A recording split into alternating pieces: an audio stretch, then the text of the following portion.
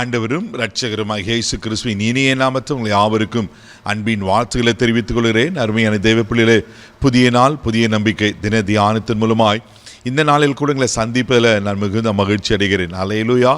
இன்றைக்கு கூட கர்த்தர் நமக்கு கொடுக்கிற வார்த்தை என்ன? ஆதியாகமம் புஸ்தகம் 30ஆம் அதிகாரம் 23வது வசனத்துடன் வாசிக்க கேட்போம். அவள் கர்ப்பவதியாகி ஒரு குமாரனை பெற்று தேவன் என் நிந்தையை நீக்கிவிட்டார் என்றும். அல்லேலூயா. பாருங்க, ராகேல் ஒரு காரியத்தை சொல்றா. என்ன சொல்றாங்கன்னாக்கா, தேவன் என் நிந்தையை நீக்கிவிட்டார். ஏன் அவன் நிந்தையாய் காணப்பட்டானாக்கா, அவன் மலடியாய் இருக்கிறார். பிள்ளை இல்லை. லேயாளுக்கு பிள்ளை இருக்கு, ஆனால் ராகேலுக்கு பிள்ளை இல்லை. தேவ பிள்ளைல அவ எவ்வளோ பாருங்க, இந்த வசனம் அழகாக சொல்லப்பட்டிருக்கு. அவன் நிந்தையை கர்த்தர் நீக்கி விட்டான். அப்போ நிந்தைக்குள்ளாக்கப்பட்டிருக்கிறார். அதுதான் உண்மை. ஒருவேளை எத்தனை அவமானங்கள், எத்தனை பழிச்சொற்கள், ஒருவேளை எவ்வளவு விதமான நிந்தையான காரியங்கள் அவள் அனுபவிச்சிருப்பா. யோசித்து பாருங்க. தேவப்பிள்ளையில் 22வது வசனம் ரொம்ப அழகாக இருக்கும். 22வது வசனத்தை கூட வாசிக்க கேட்போம்.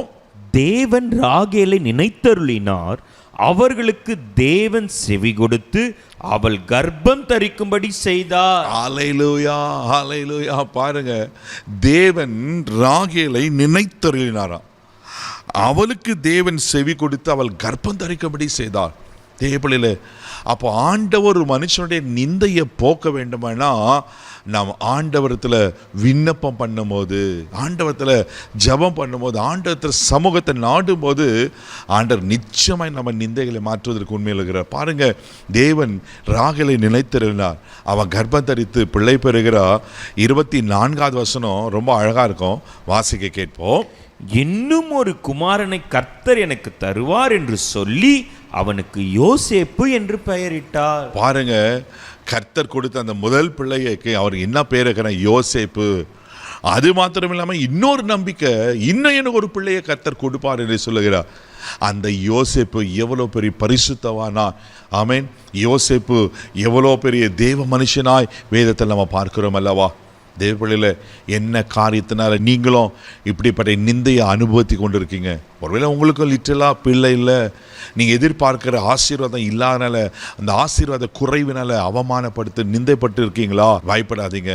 ஆண்டவர் உங்கள் நிந்தையை மாற்றுவதற்கு உண்மையில் தேவனாக இருக்கிறார். சங்கீதத்தின் புஸ்தகம் 69ஆம் சங்கீதம் 20வது வசனத்தை கூட வாசிப்பீங்கன்னா சங்கீதக்காரன் இப்படியா சொல்லுகிறார். வாசிக்க கேட்போம். நிந்தை என் இருதயத்தை பிளந்தது, நான் மிகவும் வேதனைப்படுகிறேன். எனக்காக பரிதபிக்கிறவர் உண்டோ என்று காத்திருந்தேன், ஒருவனும் இல்லை. தேற்றுகிறவர்களுக்காக காத்திருந்தேன், ஒருவனையும் காணே. பாருங்களேன், நிந்தை என் இருதயத்தை பிளந்ததான். அதுதாங்க உண்மை. அதுதானே எனக்கு ஒரு காரியத்தில் வேதனைப்படும் போது, கஷ்டப்படுது, அவமானங்களை, நிந்தைகளை சகிக்கும் போது நம்ம சந்தோஷமாக இருக்க முடியுமா? இங்கே சங்கீதக்காரன் சொல்கிறார், நிந்தை என் இருதயத்தை பிளந்தது, நான் மிகவும் வேதனைப்படுகிறேன். எனக்காக பரிதபிக்கிறவன் உண்டோ? பிரதர், த சேம் சுச்சுவேஷனில் தான் நான் இருக்கிறேன். எனக்காக பரிதபிக்க, எனக்காக பேசுவதற்கு, எனக்காக வழக்காடுவதற்கு யாருக்கா கலங்கி கொண்டிருக்கீங்களா? பலவிதமான நிந்தையை அனுபவித்து, ஒருவேளை குறைவுகளினால, இன்னொன்னுக்கு கல்யாணம் ஆகலையா, இன்னும் வேலை கிடைக்கலையா, இன்னும் நீ இப்படி தான் இருக்கிறியா, ஒருவேளை எந்த காரியத்தினால குறைவினால உங்களை இருதயத்தை வேதனைப்படுத்தி கொண்டிருக்காங்க. பயப்படாதீங்க. இன்றைக்கு கர்த்தருடைய வார்த்தை உங்களுக்கு நேரம் வருது.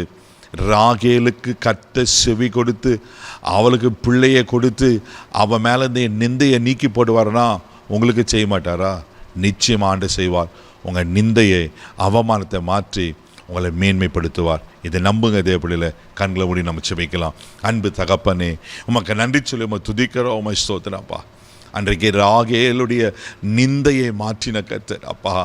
யாரார் எப்படிப்பட்ட அன்ற நிந்தை அவமானத்தினால் வேதனைப்பட்டு கொண்டிருக்காங்களோ, அங்கே இறுதியை சுக்குநூறு ஆக்கியிருக்கிறதோ, ஆண்டவரே இன்றைக்கு ஒரு அற்புதத்தை செய்வீராக.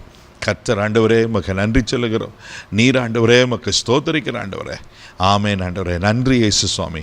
ஆண்டவரே இன்றைக்கு ஒரு அற்புதத்தை செய்வீராக ஜெபிக்கிறோம்.